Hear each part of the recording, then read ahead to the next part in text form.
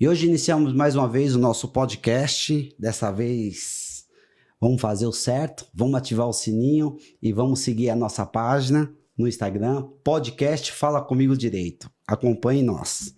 Hoje nós temos uma grande entrevistada. Ela é grande porque o currículo é grande, né? Não poderia ser diferente. Ela é delegada de polícia, já foi advogada e uma operadora do direito atuante. Doutora Fabiana Rossi. Muito prazer em ter a senhora aqui Como com a vai, gente. doutor? Um prazer é todo meu. Estou muito feliz de estar aqui, conversando com o senhor aqui nesse podcast. Assim, essa ideia do senhor foi muito bem-vinda. Vamos que vamos bater papo. Olha, é realmente uma ideia que nasceu assim depois de muitas conversas, bastante afinadas com algumas pessoas, e a gente viu a necessidade de ter um podcast aqui em Guarulhos para falar um pouquinho mais do direito, para dar voz para nós, os operadores do direito, mas voltado sempre para o tema do direito, sabe, Sim, doutora? Sim. E assim, é difícil falar com uma delegada de polícia e não chamar de doutora. Eu vou tentar nesse momento chamar de Fabiana. Sim. Se eu derrapar... Até porque nós somos amigos, né, também, né? Com então certeza. Não precisa dessa formalidade toda. Com certeza. Doutora, realmente é uma satisfação estar com a senhora aqui. A gente vai entrar em alguns temas que a doutora Sim. fique à vontade Sim. para explanar o pensamento, a forma como a doutora age, como a doutora pensa, como a doutora se expressa no seu dia a dia. Mas, primeiramente, doutora, depois desse currículo aqui imenso, eu gostaria que a senhora falasse um pouquinho da senhora, desse currículo, dessa trajetória da senhora no mundo do direito. Eu sou delegada de polícia, já sou delegada de polícia há 8 anos, fui escrivã de polícia antes de ser delegada, então eu comecei pelas bases na polícia, conheço a polícia da época do escrivanato, então comecei já nas delegacias aí territoriais, aí comendo pão que o diabo amassou, como a gente brinca. Hoje eu sou delegada, sou professora também, dou aula para cursos preparatórios, sou professora de constitucional, fui advogada, advoguei um bom tempo aí na área do direito consumidor.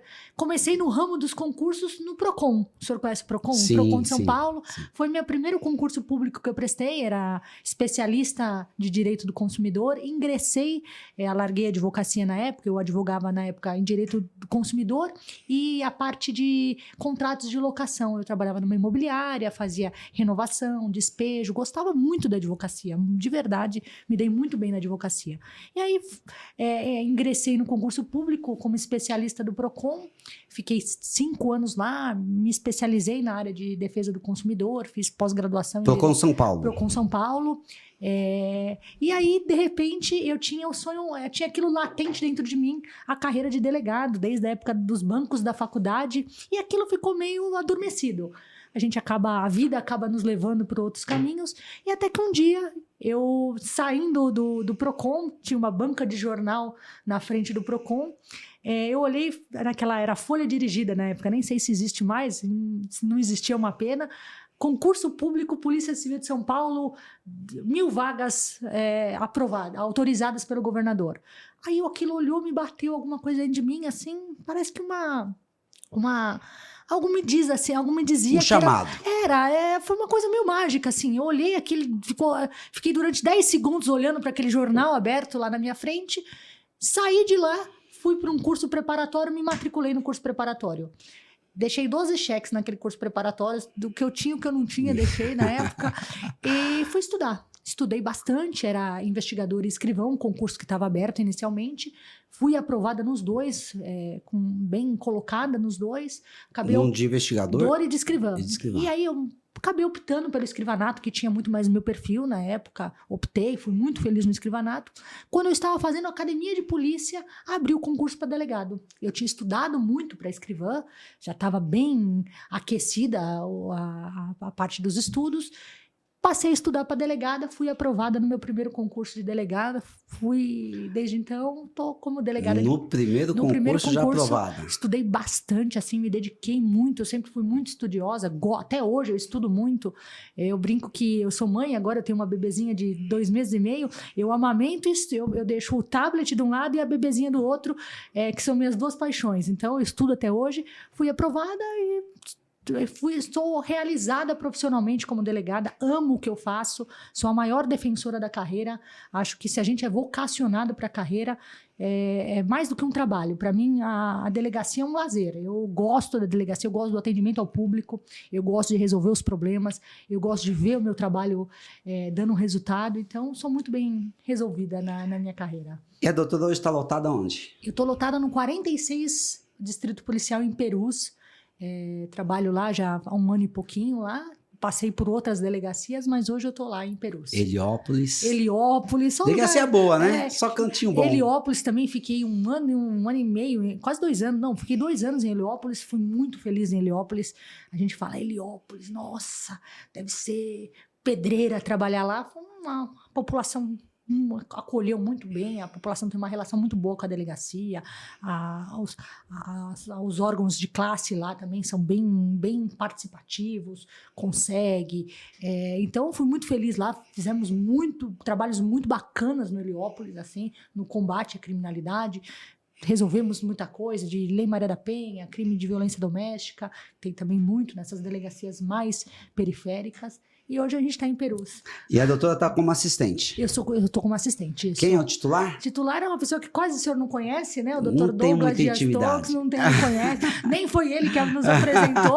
Doutor Douglas Dias Torres, um abraço para ele, meu titular, que eu acompanho ele, aonde ele for, eu tô com ele. Doutor Douglas é uma pessoa ele sensacional, né? Maravilhosa. Inclusive, é um doutor, está convidado a vir participar aqui, né? Ele já sabe, inclusive. O chefe dele, o Fábio, também é é uma pessoa maravilhosa. É uma equipe maravilhosa que eu sempre brinco. O chefe dos investigadores. O chefe dos investigadores, o Fábio Rossi, também meu abraço para ele. Também somos uma equipe muito coesa lá, todos os investigadores, não dá nem para citar nomes, que eu tô com saudades dele, porque eu tô de licença, né? Tô com saudade de todos eles. Realmente é muito gostoso e satisfatório trabalhar com aquelas pessoas que são acolhedoras. Família, que né? são, A gente vira uma família, basicamente, né? E quando fala, eu chamo de Douglas porque eu tenho essa intimidade, porque a gente já se conhece há muitos anos, mas assim, o Dr. Douglas, ele é realmente uma pessoa extraordinária, né? Eu, particularmente, sou fã dele. Gosto muito dele. Ele toda é muito hora, alto astral. Alto astral, cuca fresca. O bicho pegando, ele fala, calma, você vai infartar desse jeito. Ele nos dá muita segurança para trabalhar. Não, né? ele realmente... Muita experiência ele tem uma experiência muito grande aí na polícia, tá há muitos anos. Já fez muita coisa na polícia, trabalhou muito, prendeu muito, fez grandes trabalhos na polícia, memoráveis trabalhos na polícia. Então, trabalhar com ele é uma escola, né? Ele deve estar há mais de 20 anos na polícia, né? Daqui a pouco ele já é nosso seccional, se Deus quiser, né? Com fé em Deus. Mas não vou falar muito dele não, senão daqui a pouco ele vai ficar com gracinha depois no WhatsApp. Mas é assim, doutora, não consigo tirar o doutor, mas vamos lá. Eu separei uma pauta aqui, eu acho que é uma pauta bem pertinente, porque o advogado, muitas vezes na fase de inquérito policial, ele não sabe o que fazer. Uhum. E aquele advogado novo que sai das fileiras da universidade, ingressa na advocacia e pega um caso criminal, ele muitas vezes ele tem muita dificuldade. Uhum. E nos bastidores nós estávamos falando dos polícias um pouco mais antigos, né? Uhum. Aqueles que já estão há alguns anos na polícia, dos mais novos, essa mistura que está tendo. E aí eu pergunto assim para a doutora, quando a doutora não pega mais plantão, porque é assistente. Sim, não, mas a gente puxa plantão às vezes. Ixi, na polícia a gente faz tudo, né? Faz tudo. A gente puxa plantão para cobrir férias, puxamos também. Mas assim, do ponto de vista de uma autoridade policial, o que precisa o advogado para chegar numa delegacia, se portar como um advogado e ter acesso àquele mundo, né, que ele desconhece? A primeira coisa, doutor, o advogado tem que se preparar. Ele tem que se preparar, ele tem que entender do ramo criminal. A gente brinca que a advocacia criminal na parte investigativa, ela é até muito mais complexa do que a parte processual mesmo, a parte que já está no fórum do inquérito já aforado, porque lá ele vai lidar com o ser humano também, né? Ele vai lidar na delegacia, ele tem que primeiro, ele tem que saber o papel dele nesse emaranhado de coisas que o senhor citou. Primeira coisa, ele tem que entender que o inquérito hoje não tem mais como aquela característica retrógrada que o inquérito era inquisitivo. Não existe mais inquérito inquisitivo. O advogado, ele tem acesso aos autos do inquérito policial naquilo que está materializado. O inquérito hoje é um procedimento apuratório. Sim. O advogado, o delegado de polícia, ele tem que observar todos os direitos e garantias fundamentais do investigado e do advogado. Então, ele vai ter o direito ao contraditório, ampla defesa, um contraditório mais mitigado, mais limitado, mas tem direito. Então, ele tem que saber, primeira coisa, ele tem que saber como chegar na delegacia e tem que já se impor. Olha, eu tô aqui, eu tenho procuração nos autos, eu tenho que ter acesso aos autos para poder até defender o meu cliente, até atuar na defesa do meu cliente. A primeira coisa, os advogados, às vezes, eles chegam um pouco acanhados na delegacia, sem entender que ele tem direito àquilo, que o delegado não está fazendo favor para ele, que nós não somos donos do inquérito policial, que o advogado ele tem um papel na tríade de justiça criminal. O papel do advogado o advogado é essencial à consecução da justiça. Então, a primeira coisa, doutor, os advogados têm que se impor, saber o seu papel aí na investigação. Saber que tem direito a ter vista dos autos naquilo que está materializado. Por óbvio, tem advogado que fala, mas eu quero ter acesso a tudo. A tudo não tem como, doutor. Tem medidas de polícia judiciária que, por sua natureza, elas são sigilosas. Um mandado de busca e apreensão, um mandado de prisão, um pedido de quebra de sigilo bancário, interceptação telefônica. Se a gente franquear isso ao advogado, perde o objeto daquilo. Então, a gente vê que, às vezes, o advogado, às vezes, patina o novo, né, que está começando. E tem que entender que o advogado e o delegado, eles estão no mesmo lado. Tem advogado que chega na delegacia, às vezes, com 3 pedras na mão. E não, a gente está do mesmo lado. Eu estou fazendo o meu papel, ele está fazendo dele, e viva a justiça. Aqui ninguém quer fazer justiça com as próprias mãos. Viva o contraditório e a ampla defesa. Então... É interessante porque, assim, né? Muitas vezes, quando nós chegamos na delegacia, eu vou falar um pouquinho mais lá atrás, quando o procedimento, o inquérito policial, ele era físico, tinha que realmente pegar na mão e olhar. Sim, e folhear. Né? Hoje, se meu cliente recebe uma intimação, eu vou na delegacia sozinho, pego o número do CNJ e consulto o inquérito policial por aqui. Estuda no seu escritório, na sua casa, no seu celular. Não tem mais necessidade de ficar folheando inquéritos na delegacia como antigamente, né? Ele consegue até ter uma visão até mais macro da coisa, né? De como iniciou aquilo ali. Exatamente, né? exatamente. Em que pé tá na fase de relatar, não tá. A verdade é que o inquérito digital, o inquérito eletrônico, ele veio para dar uma publicidade muito maior aos atos da delegacia. Antigamente, os atos da delegacia ficavam muito intramuros, né? Sim. O inquérito, às vezes o cliente estava respondendo um inquérito policial lá no interior do interior. O advogado tinha que se deslocar obrigatoriamente até lá, se debruçar na mesa e folhear. Hoje não. Hoje ele vai, às vezes pede para um correspondente dele lá, um colega lá, pegar o número do CNJ, quando um inquérito, principalmente inquéritos que não são sigilosos, e folhear em casa. Isso hoje é muito mais simplificado, né? Mais prático, né? Muito mais prático. Mais prático e dando publicidade, né? Totalmente. Ele veio para dar uma publicidade que faltava nos inquéritos policiais. Doutor, o senhor é antigo, o senhor sabe. E faltava isso muito no inquérito, né? Sim. O inquérito, aquele caderno antigo com 10, 15 volumes, às vezes, aquilo lá era quase impossível você estudar um inquérito daquele. Sim. Mas assim, eu percebo que o novo, né? Aquele profissional novo, o advogado que atua na área criminal de forma precoce, ele tem uma dificuldade. Porque quando ele chega, geralmente, até pela falta de delegados de polícia, de funcionários públicos, né? Ele se depara com o escrivão de polícia, se depara com o investigador de polícia, que vai fazer aquele pré-atendimento. Sim. Né? A triagem, né? A triagem. Mas muitas vezes ele pode até palpar o delegado, porque ali você já consegue ali os elementos que você precisa para poder depois apresentar ou não o seu cliente na delegacia, de acordo com o critério do advogado, né? Eu digo na questão da defesa. Porque eu percebo que tem acontecido de já ter um mandado de prisão, aí manda aquela intimação, e o advogado inexperiente apresenta o cliente na delegacia. É uma estratégia, doutor, que muitos colegas acabam adotando. Respeito, mas não é a forma que eu trabalho. Não acho, porque eu acho que o advogado está fazendo o papel dele. Eu acho que esse fator surpresa para o advogado, eu acho que é um pouco até antiético, né? Às vezes o advogado vai lá, conversa com você, você acaba não falando a 100% da situação lá, ele apresenta o cliente, crente que o cliente vai ser ouvido, e o cliente sai preso. Não não concordo muito com essa respeito, mas não concordo muito com essa estratégia. Sim. Acho que é encurtar um pouco o caminho, mas isso acaba colidindo um pouco com a ética que tem que haver entre os operadores. Entre os operadores do direito. Que eu falei, a gente está do mesmo lado. Eu sempre falo para os advogados, minha porta é aberta, o doutor sabe. É isso mesmo. Chega na delegacia, minha porta é aberta. Teve qualquer entrave com o escrivão, qualquer entrave com o investigador, pode falar comigo. Se a depender da situação, a gente acaba conciliando aí. Se der para atender, a gente atende. Se não der, eu explico o porquê. Mas ele vai ouvir da minha boca o porquê que não dá para atender.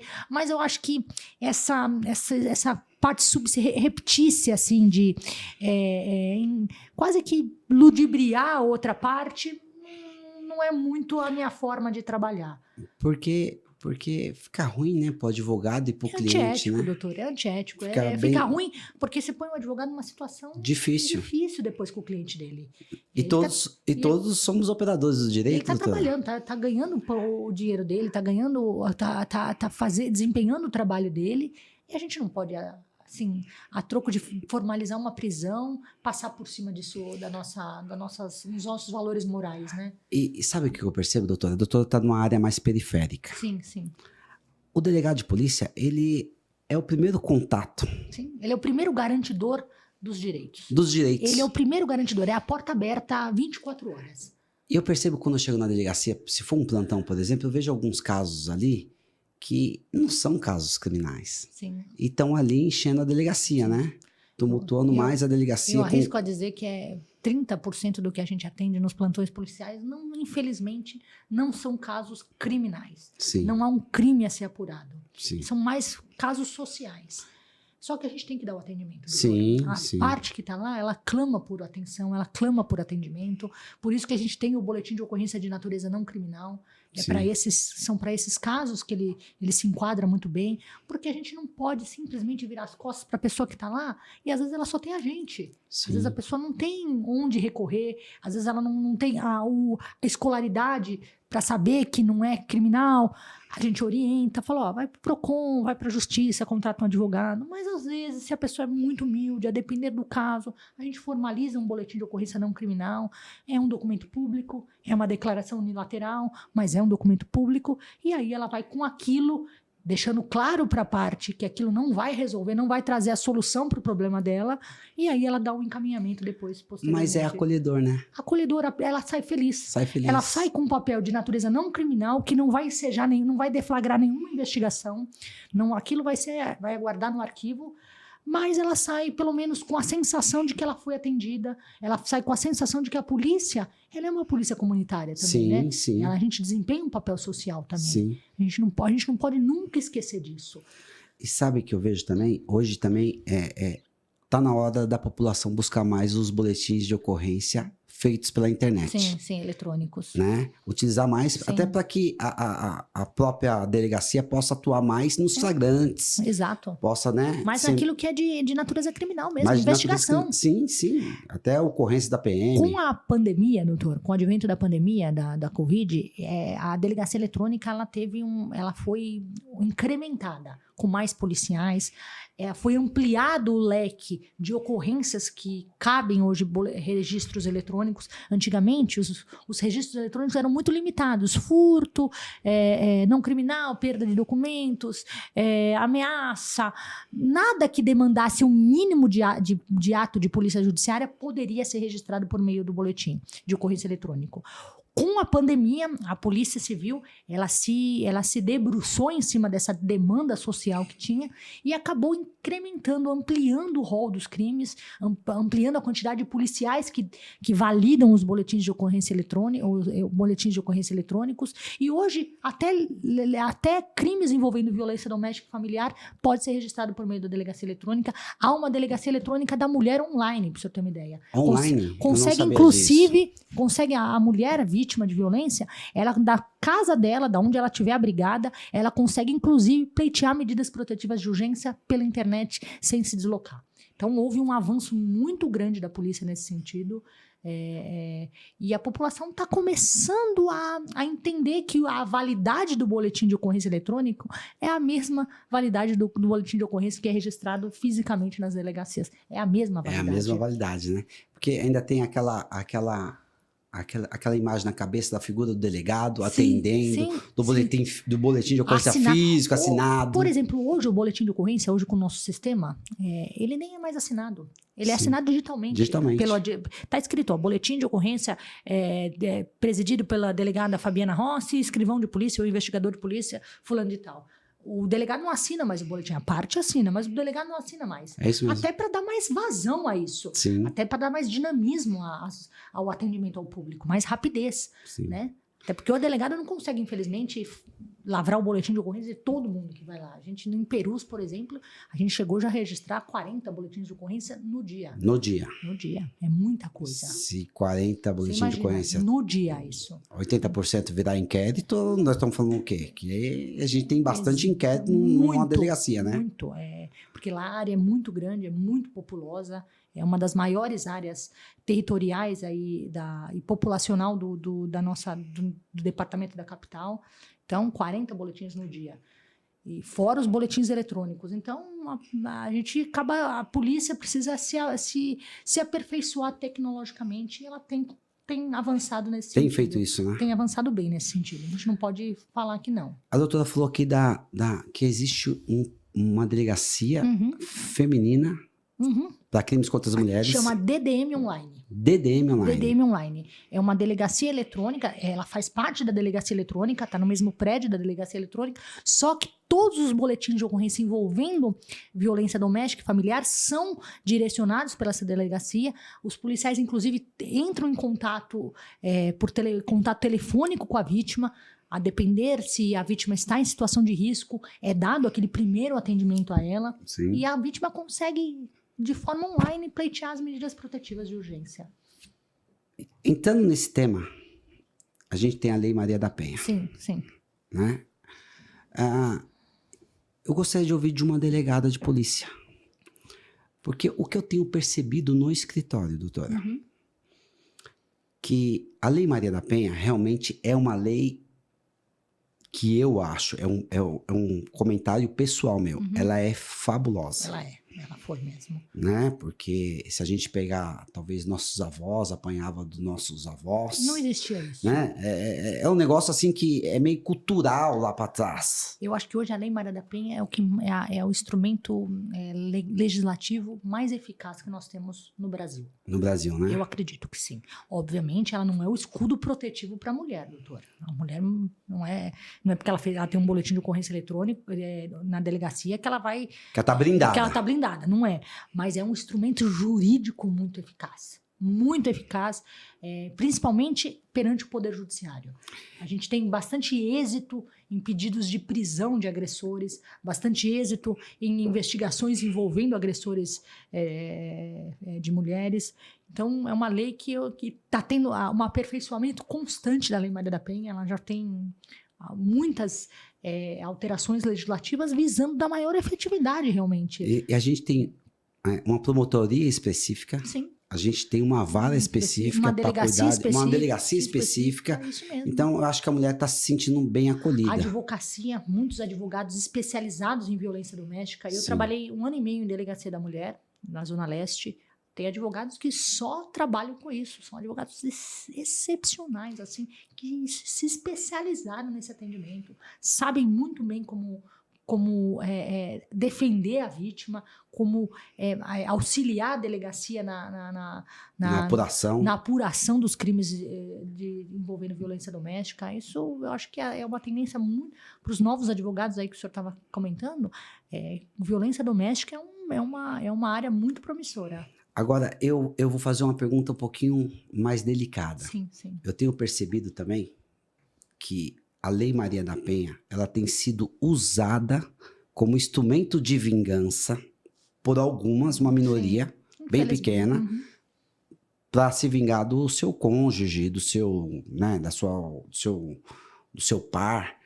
Então, quando chega um caso para uma autoridade policial, em um plantão policial de violência doméstica, tem que ter um pouco mais de feeling. De feeling, Tem que né? ter. A verdade é uma só, doutora.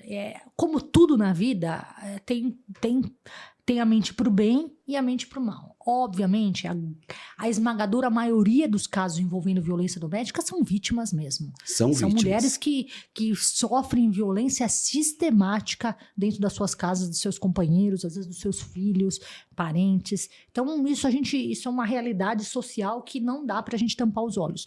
Mas há, como tudo na vida, Sim. aquela minoria que acaba usando a Lei Maria da Penha, eu vejo muito, ou como instrumento de vingança, às vezes porque o cônjuge atraiu, trocou, aí utiliza, aí fala que ameaçou, que houve injúria, ou muitas vezes também como atalho judicial. Por meio da protetiva. A gente já viu casos em que é muito mais rápido afastar o companheiro do lar por meio de uma protetiva Sim. do que por meio das vias ordinárias, Sim. divórcio, separação, Sim. contratar o advogado. Mas isso não é a regra, doutor. É a exceção. E a gente, enquanto autoridade policial, e os policiais que atuam na delegacia, é muito complicado isso pra gente. Porque é muito difícil pra gente, numa cognição de urgência assim, como é um plantão policial, como é uma delegacia mesmo, na hora do registro de ocorrência, a gente ter essa noção de que aquela mulher não é vítima. O senhor imagina, vem uma mulher na minha frente e fala que ela está sendo agredida pelo ex-companheiro, e eu, naquele momento, com base no meu subjetivismo, eu falo, não, ela não é tão vítima assim, vai. Ela tá... Deu causa. Apanhou foi pouco, vamos dizer. O senhor imagina se amanhã essa mulher... ela é agredida efetivamente se o companheiro acaba ceifando a vida dela. Como que eu fico profissionalmente e pessoalmente? Então, o delegado que atua em caso de violência doméstica, ele não pode ter um crivo subjetivo para escolher que ocorrência que ele registrou, não. Sim. A gente tem que efetuar o registro, deixando claro para a mulher de que aquilo é uma declaração unilateral e de que ela está nos fornecendo uma notícia de um crime e que se aquilo não for condizente com a verdade, ela responderá também criminalmente por aquilo, mas recusar o atendimento, eu não faço. Eu tenho muita empatia com vítima de violência doméstica, até porque eu sou mulher também. Sim. Acho que isso conta muito. E não tenho como fazer uma acepção, essa é vítima, essa não é, essa deu causa, essa não deu, até porque nada justifica uma violência contra a mulher. Não existe justificativa para um homem que agride uma mulher. Qualquer que seja o fator que deu ensejo a isso, nada justifica. Vai embora, separa, uma boa conversa, contrata um advogado. Agora agredir, ameaçar, perseguir, a gente não pode aceitar hoje numa sociedade moderna como a nossa, né? Então, perseguir já veio a lei do stalk, né, doutora? 147A, não é isso? Isso, 147A. Né? Ele veio realmente também... É isso, porque a gente tinha muito isso em delegacia. O companheiro, ele não, às vezes, ele tem aquela ideia machista de que a mulher é propriedade dele. Sim. Que ainda é resquício de uma sociedade patriarcal que nós tínhamos antigamente. Que a mulher é propriedade dele, que é objeto dele, e que não aceita que a mulher não quer mais. Sim. Não aceita. A mulher não tem direito de querer refazer a vida dela e separar dele. E ficava naquelas ameaças sistemáticas. E manda mensagem de manhã, tarde, à noite, e vai no trabalho, e vai na casa, e a mulher tá saindo, o cara tá atrás da árvore, ou a mulher vai no show, na academia, o cara tá na catraca. E a gente não tinha ainda um dispositivo legal que a gente conseguisse tipificar isso. Ia tipificar no quê? Na Maria da Penha? Na ameaça? A gente acaba tipificando ameaça. Acabava que era uma ameaça, a mulher se sentia ameaçada na sua integridade física e moral. Mas não era uma tipificação correta. Sim, não era aquela... Não havia um enquadramento... Não era uma ameaça objetiva. Exatamente, não havia um enquadramento correto. Até que veio a lei do stalking, que veio para pôr uma pá de cal nisso. Havia realmente uma lacuna legislativa nisso. E hoje, esse tipo de comportamento... enquadra-se no stalking. O legislador tem se atentado muito, né? Muito. Pra isso. Um outro exemplo, o que também não é tão novo, salvo engano é de 2019, é o crime de importunação sexual. Sim. Antigamente nós não tínhamos. Não tínhamos. A gente tinha o fato atípico ou o estupro. Sim. E a gente não tinha, naquele lastro que havia entre o nada e um estupro, a gente não tinha Tinha uma lacuna. uma lacuna. Então, casos em que a menina estava numa festa e havia um homem ia lá, passava a mão nas partes dela, o que a gente tipificaria? Era um estupro, que é um dos crimes mais graves, de natureza hedionda do Código Penal, mas também não podíamos dizer que a justiça criminal iria virar as costas para isso. A gente não tinha uma tipificação. E aí veio, naquele contexto daquelas masturbações dentro do ônibus, lembra? Lembro, foram na casos Paulista. repetitivos daqueles homens que se masturbavam olhando para as passageiras dentro de ônibus de transporte coletivo. Naquele contexto social, o legislador inovou e colocou o 215A, que é o crime de importunação. Aquilo que ganha repercussão na mídia, né, doutora? A mídia, eu sempre achei que a mídia faz um papel fundamental. Eu diria que é até o nosso quarto poder. Exatamente. Né? Porque aquilo que ganha a repercussão, o Estado olha, os parlamentares olham para aquilo de uma outra forma. Se sentem impressionados, né? Né? Há uma reação social diante de alguns quadros, de alguns crimes, de algumas ocorrências, há uma reação social muito grande e o Congresso, o nosso poder legislativo se sente pressionado a adotar alguma providência. E isso é o direito penal de emergência que a gente fala, né? É um direito penal reativo. Acaba que ocorrem muitos casos repetitivos que forçam o Poder Judiciário a falar, bom, eu preciso atuar aqui porque não está preciso dar um respaldo para a sociedade. Está levando à impunidade, casos assim impunes. Esse caso da masturbação entrava em contravenção penal, que crime anão. Imagina, não tem nem pena privativa de liberdade, enfim. Então, nesse caso, houve uma reação e o Congresso representou. Então, mas eu digo que a imprensa ela faz esse papel muito bem, muito né? Bem. Ela leva essa informação, ela traz para a população a necessidade de buscar ajuda. Sim.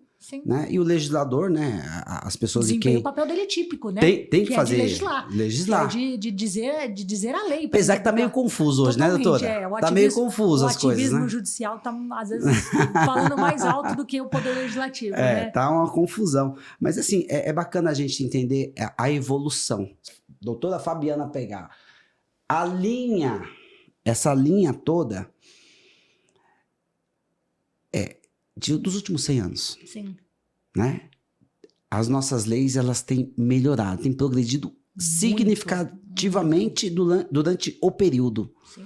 E não sei se é porque agora eu estou atuando na área criminal tô mais atuante.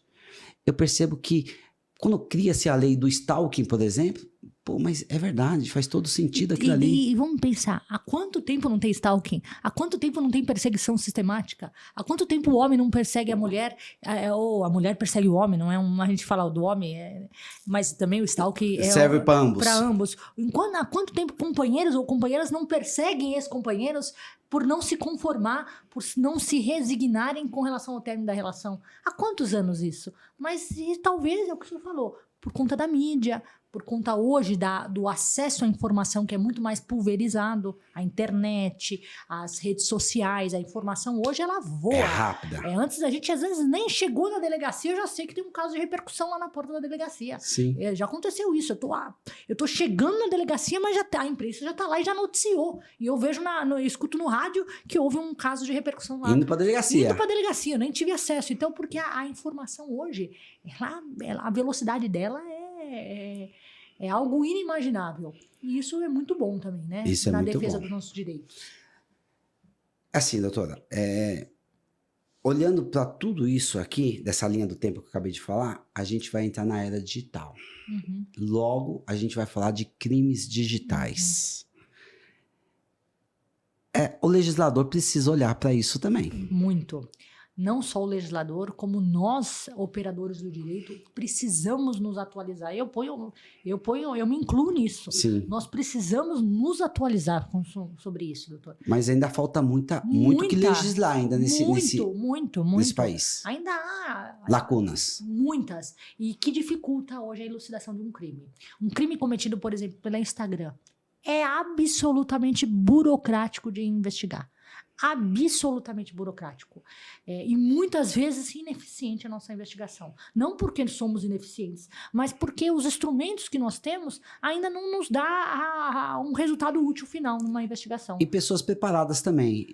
Porque é difícil, né? Eu sou de 70. Sim. Então, Eu sou de 81. A doutora tem 20 e poucos anos, fazendo uma conta quase, boba aqui. Então, é assim, quem nasceu em 70 tem uma dificuldade maior Sim. com o mundo digital. Eu pego meu filho que tem Que já nasceu, 26... Já nasceu mexendo no celular. No iPhone, né? Já nasceu mexendo no iPhone. Né? O sistema iOS, sistema Android, eu quando saio do sistema Android pro iOS já me perco todo. Eu também. A Né? gente meio que doutrinado a só um Doutrinado, essa é a palavra. A gente não sabe nem mexer em celular, às vezes, quando não é o nosso. Mas eu percebo que tem uma delegacia de crimes eletrônicos. De crimes cibernéticos. Cibernéticos. Ela é um braço do DEIC, a DC Cyber, também desempenha investigações maravilhosas. Pessoal treinado, qualificado lá, que sabe o caminho, os trâmites de uma investigação digital, mas eu acho que isso tem que ser mais democratizado. Eu acho que as delegacias territoriais também, nós também temos que ter essas ferramentas para poder atuar, porque hoje o crime é digital, doutor. Hoje todo mundo, hoje até um processinho, um inquéritozinho mais simplesinho, uma ameaça, a maioria por meio de rede social. Crimes de injúria racial. Sim. Muito por meio de rede social. Sim. Muito. Injúria racial com relação a cor, etnia, com relação à procedência nacional, muito, principalmente nessa era polarizada da política.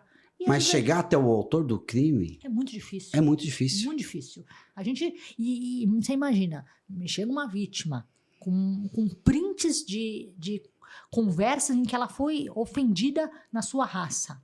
E eu não consegui dar uma resposta a ela. É muito frustrante. Então, eu acho que a era digital veio, a inteligência artificial está aí batendo na nossa porta, a polícia já está se movimentando para poder... É um movimento pequeno, mas ele existe. Mas já começou. Existe. Começou, com certeza. Já temos cursos até de inteligência artificial sendo oferecidos na academia de polícia, para começar a treinar os policiais, a qualificar os policiais, para a gente conseguir, no nosso dia a dia, conseguir lidar com esse tipo de ocorrência. Eu fiz esse último concurso para juiz, foi o 195. Acho que deve ter tido o 196. Eu não vi nenhuma pergunta desse tipo. E eu fiz por curiosidade mesmo, viu, doutora? Sim. Porque não tinha estudado. A última vez que eu estudei, acho que foi em 2011. Nossa senhora, sério? Que eu estudei para um concurso público. Né? Eu fiz Damásio, fiz carreiras jurídicas lá. Sim. E, tive grandes professores. E nesse último concurso, eu já estou falando de 2023, que eu prestei, não tinha pergunta de direito digital, né? Nem cai. Nem tem essa disciplina no edital. Não tem. Para delegado também não tem. Então, mas tá na hora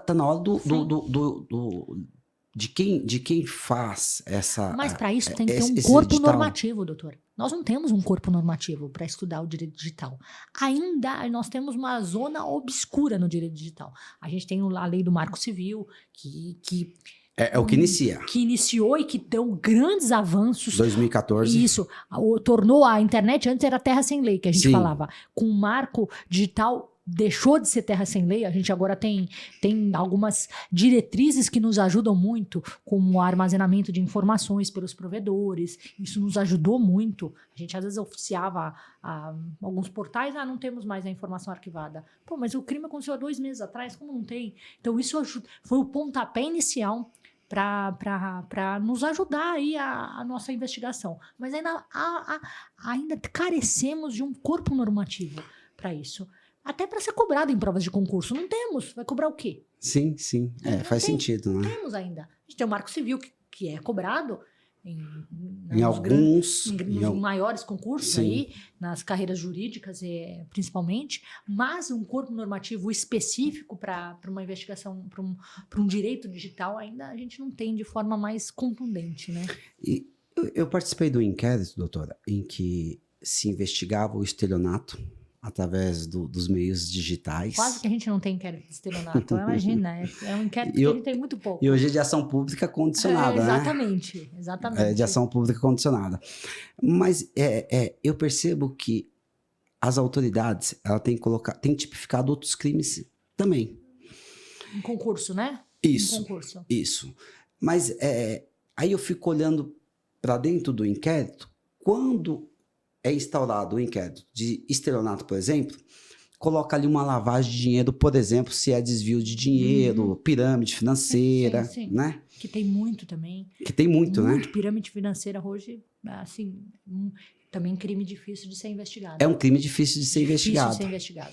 Mas quando eu vou para lavagem de dinheiro, fica mais específico. Com certeza. Né? A gente tem instrumentos, né? Mas como o RIF, para investigar isso. Então, eu fiz um curso na Federação dos Bancos Brasileiros que falava assim, follow the money. Né? Follow the money, Então, fica um pouco mais fácil para se investigar. Só que tem uma decisão do Marco Aurélio, doutora, não é nem nossa pauta. Sim. Né? Não é nem nossa pauta. Mas tem uma decisão do Marco Aurélio que ele falou que o crime de lavagem de dinheiro, ele é autônomo. Ele sobe sozinho. Aí eu fico pensando assim, como que pode subir um crime de lavagem de dinheiro sozinho se não tem uma lei, se não tem um crime anterior? Um crime antecedente.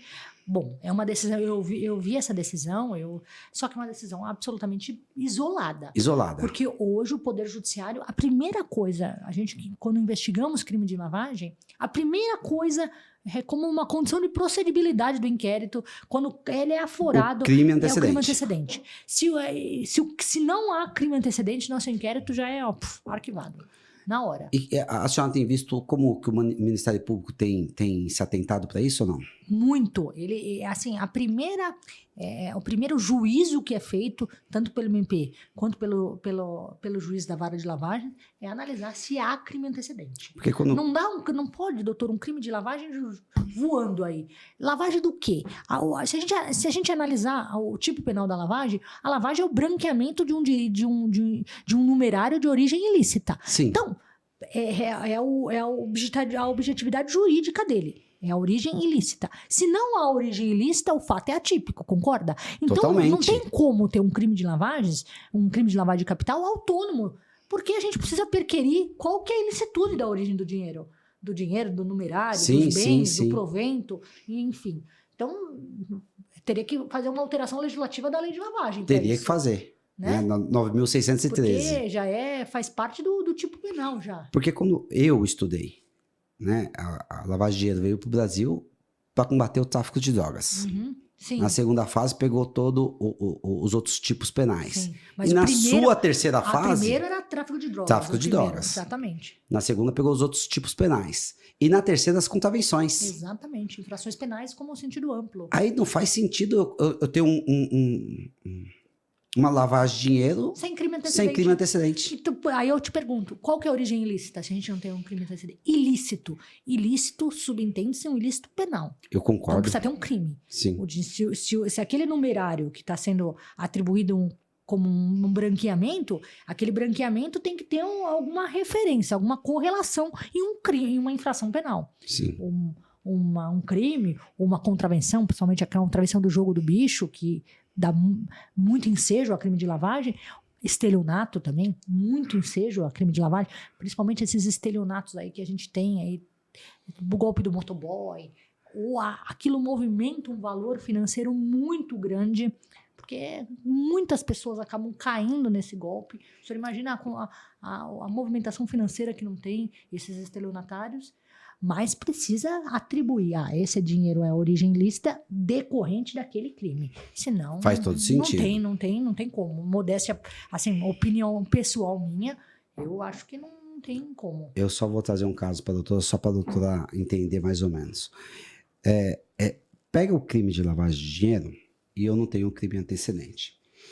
Mas aí, aqui na lavagem de dinheiro, eu coloco 4, 5, 6 pessoas e meto na organização criminosa.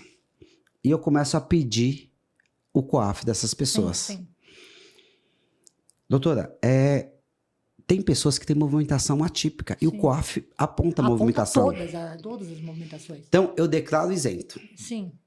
Mas a minha função eu sou cabeleireiro, doutora. Eu tenho que receber e recebo através de Pix. Sim, E muito. declaro isento. Passei daquela cota, né, do imposto, mas eu declaro isento. Porque nem eu sei quanto que eu ganho no mês. Até porque, às vezes, no profissional liberal, que o senhor está falando, Sim. às vezes ele não tem uma divisão patrimonial do que é Não pessoa tem. física, do que é Não pessoa tem. jurídica. Então, movimenta-se muito no CPF dele isso. Mas aí dá a tipicidade no COAF. Porque o COAF, na verdade, o que ele vai ver? A pessoa declarou isento, a pessoa tem a profissão, no caso, cabeleireiro. A pessoa declarou uma renda de R$4.000 inicial. Só que anos depois, a pessoa já cresceu na função dela, na função dela. Só que ainda não houve uma separação patrimonial. E ele cai no COAF. E às vezes a gente pega o COAF, o RIF dele, né? O relatório de informações financeiras, a gente fala, caramba, o cara é cabeleireiro e movimenta 100 mil por ano. Mas aí por isso que falo, se não há um crime antecedente, se aquela movimentação de 100 mil é decorrente da movimentação do salão dele, qual que é a origem ilícita disso? Se a gente chamar esse cabeleireiro, e ele conseguir provar que ele movimentou tudo aquilo, que aquilo tudo é de Pix de clientes deles, que ele tem uma empresa, não está constituída, ele atende na casa dele, não há um CNPJ, qual que é o crime? Tem como processar como por lavagem de dinheiro? Então, eu me deparo toda hora com esse tipo de coisa. Toda hora eu me deparo com uma cena dessa. E eu meto HC, doutora. Sim. É HC. É o instrumento, com certeza. Esse é o remédio. Para trancar, né? Para trancar o inquérito. Eu faço isso. Porque muitas vezes você vai na delegacia e quer expor a situação. Uhum. E na delegacia, realmente, eu acho que até por apurar crimes toda hora, acaba que percebendo que tem alguma coisa de errado aqui. Tem alguma fumaça aqui, né? Isso. Mas assim, eu percebo que na delegacia a gente não tem muita oportunidade. O advogado, sim, de trazer o cabeleireiro. Ah, mas é o certo. Teria que trazer na delegacia. Sim, mas assim, eu percebo que porque tem um grupo de pessoas que um ali tem uma movimentação atípica e realmente a origem do dinheiro ilícita, ou tá obscura. É duvidosa. Ou tá obscura, aí você acaba colocando um monte de gente ali no bolo, né? No bolo, isso é dureza. É difícil para a autoridade policial, para o investigador, entender aquilo. Mas vai entender ouvindo a parte. Tem que ouvir. Não tem como. No crime de lavagem, você tem que fazer a oitiva dos investigados. Não tem como. Porque o RIF, o COAF, nos traz dados objetivos. É aquilo. E às vezes o cara, ele tá, às vezes, não declarou, tá numa sonegação fiscal, mas, às vezes por ser leigo, por não ter conhecimento das coisas, mas o cara não é criminoso. Não é criminoso. Não é aquilo lá, não é do tráfico, não é do jogo do bicho, não é do estelionato. Aquilo é por uma confusão patrimonial. Eu já me deparei muitas vezes com isso. Confusão patrimonial, aliás, total, é o que mais uma vez tem, a né? gente investigou, era uma médica. Uma médica, ela movimentava assim na conta dela milhões. Chamamos ela na delegacia, ela comprovou, ela tinha 3 clínicas, ela era dermatologista e cirurgia plástica. Ela tinha 3 clínicas, só que era um bololô aquilo. Misturava a física com a jurídica. Tudo com as empresas, a clínica 1 com a clínica 2, com a clínica 3. Mas quando o advogado e a minha cliente foi na delegacia, foi difícil da gente entender. Demandou um pouco de paciência da gente. Ela jogou os documentos lá e a gente conseguiu separar o joio do trigo. A gente viu que todo aquele dinheiro que ela movimentava tinha lastro. Todo aquele dinheiro era fruto do trabalho dela. Não era de origem ilícita. Mas sem ouvi-la, como que a gente ia saber? É difícil, mas eu percebo que mesmo que desclassificar o crime por uma sonegação, sim, ela tem a oportunidade de ir lá com certeza. E resolver com o fisco isso. Entendeu? Né? Com certeza. Foi o que aconteceu. Foi exatamente o que aconteceu. A gente havia uma sonegação fiscal, não era nem dolosa, não via nem dolo naquilo. Era uma sonegação fiscal realmente por falta de gerenciamento das contas. Cresceu muito, ficou muito conhecida, muitos pacientes, e acabou que não tinha um setor para cuidar da parte financeira deles lá, e acabou acontecendo tudo isso. E é muito interessante. Porque quem é que teve educação financeira no colégio? Nós não temos. Na universidade? Exatamente. Quem teve educação financeira? Nos bancos das escolas. Não tivemos isso, né? Então a pessoa, às vezes, ela vai progredindo na carreira dela, vai ganhando mais dinheiro, tendo mais clientes e não sabe administrar o patrimônio. e aí acaba caindo no COAF, é o que o doutor fala. Sim, Acaba caindo objetivamente no COAF. Exatamente. Doutora Fabiana, nosso tempo acabou. Foi muito bacana. Eu agradeço muito. Eu quero dizer para a doutora que é uma dificuldade muito grande apresentar um podcast. Nossa, foi Mas a doutora é leve, tem muito conhecimento. Isso ajuda bastante o apresentador. Muito bacana, muito bacana. Eu vejo com bons olhos o trabalho da polícia. Eu gosto, tenho amigos policiais. Sabe, doutor, o senhor é nosso amigo. Eu gosto mesmo, né? Mas quando eu vejo alguma coisa também de errado, eu também sei atuar, né? Eu trabalho no interesse do cliente. Com certeza, da justiça, né? E da justiça. E, primeiramente, eu quero que seja feita a justiça. Exato. Nem sempre atingimos, viu, doutora? Sim. Nem sempre Mas a gente atingimos. procura isso, né? Procura. Isso. E eu percebo, assim, que as coisas têm melhorado muito entre a advocacia e a própria polícia judiciária. Totalmente. Ela está crescendo. Sim. Esse elo entre os dois está melhorando. Não está sendo como era no passado. E isso traz frutos muito bons, investigações muito maduras. Mais bem apuradas. Totalmente. O que deságua no Poder Judiciário são investigações maduras, são investigações isentas de vício, isentas de subjetivismo, que é o que a polícia procura. Eu não sou órgão acusador. Eu não sou órgão de acusação. Eu sempre falo, na tríade da justiça criminal, eu não sou órgão acusatório, eu sou órgão apuratório. Eu apuro a infração. Eu não procuro culpados aqui. A gente faz a colheita dos elementos de informação e manda para o Poder Judiciário. E eu, se eu fosse delegado, eu sempre que estivesse um caso na delegacia de flagrante, por exemplo, eu gostaria de ter um advogado acompanhando a parte. Sempre bom, né? Nos dá uma segurança muito grande. Eu sempre gostaria... A gente também gosta. Eu iria também. Gostar muito se tivesse sempre um delegado... Lógico, é uma segurança pra gente. Um delegado e um advogado, peraí, Tá nós estamos acompanhando, tá dando, clareza no assunto, tá sendo preso de Totalmente. flagrante, o seu advogado tá sabendo. A parte está sendo assistida pelo advogado, o advogado é a obrigação, a gente joga a bola pro advogado para garantir os direitos do cliente. Porque quando a pessoa está desassistida, quando o nosso indiciado está desassistido, a gente fica meio que patinando, né? Às vezes a pessoa não tem escolaridade, não tem nível de entendimento, e nisso a gente acaba caindo num abuso de autoridade, às vezes meio que sem querer. E que venham mais delegados de polícia. E mais advogados criminalistas também. Como a doutora. Foi muito bom ter participado. Obrigada, viu, doutora? Agradeço mesmo a participação da doutora. Eu, quando montei o podcast, a doutora estava ali entre os primeiros. Eu sei, a gente já foi. Eu falei, eu mesmo me ofereci, eu falei, quero ir. E, sem dúvida nenhuma, foi muito enriquecedor ter conversado com a doutora a respeito de alguns temas que são realmente polêmicos. Vamos ter mais episódios. Com certeza. A doutora vai voltar. Com certeza. E vamos descer mais num detalhe a respeito de mais É assuntos. isso aí, doutor. Muito obrigada aí pelo convite. Parabéns pela iniciativa. Eu agradeço, doutora. Que seja de muito sucesso. Muito obrigado. A doutora quer deixar o Instagram?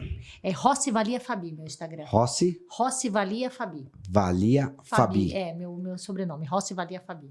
Então siga a doutora para acompanhar os posts da doutora. É professora também, no Damásio, né, doutora? Eu sou do Damásio, eu sou do CEISC do Rio Grande do Sul. Então tem muito que ensinar para todo mundo aí. Então tem muito para ensinar para todo mundo. Quero agradecer a todos por ter participado desse podcast. Acompanhe a gente nas redes sociais. Muito obrigado e uma boa noite a todos.